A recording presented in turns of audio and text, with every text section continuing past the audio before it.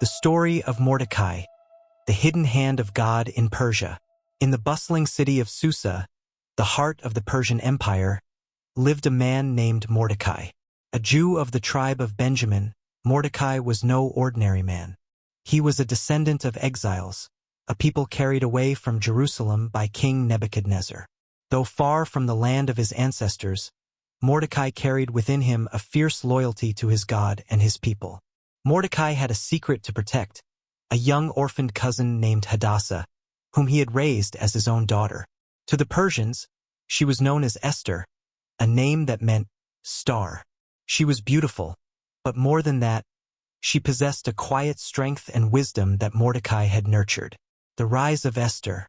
Life in Susa changed dramatically when King Xerxes, after deposing his queen Vashti, sought a new bride. A royal decree summoned the most beautiful young women of the empire to the palace, and Esther was among them.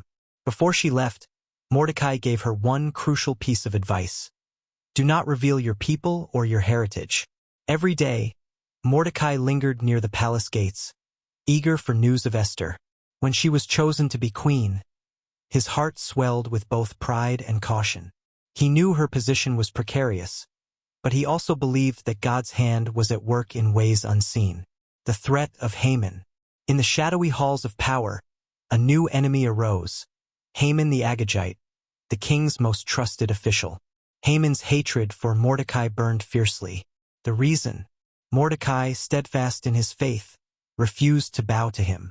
It was an act of defiance rooted in the ancient enmity between the Jews and the Amalekites, Haman's people. Haman's rage led him to hatch a sinister plan. He convinced King Xerxes to issue a decree for the annihilation of all Jews in the empire. The date was set, and the fate of Mordecai's people seemed sealed. The call to courage.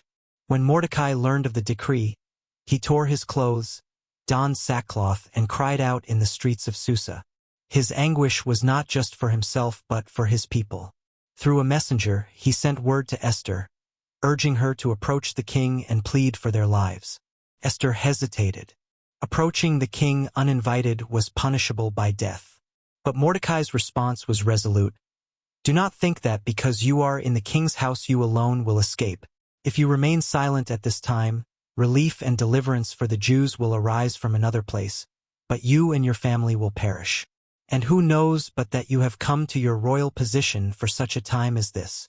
Mordecai's words stirred Esther's courage. She declared, I will go to the king, even though it is against the law. And if I perish, I perish. A divine reversal. Esther's bravery set in motion a chain of events that would change the fate of the Jewish people. She invited the king and Haman to a series of banquets, cleverly exposing Haman's plot at the second feast. King Xerxes, furious at Haman's treachery, ordered that Haman be executed on the very gallows he had built for Mordecai. But the danger was not yet over. The king's decree against the Jews could not be revoked. In a remarkable turn of events, Mordecai, now elevated to Haman's former position, drafted a new edict. It allowed the Jews to defend themselves on the appointed day. When that day came, the Jews triumphed over their enemies. The legacy of Mordecai. Mordecai's story is one of faith, courage, and the providence of God.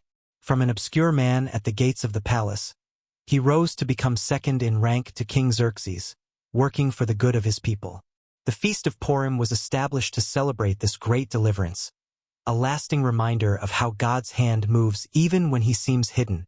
Through Mordecai's wisdom and Esther's bravery, God demonstrated that no power, no decree, and no enemy can thwart his plans for his people.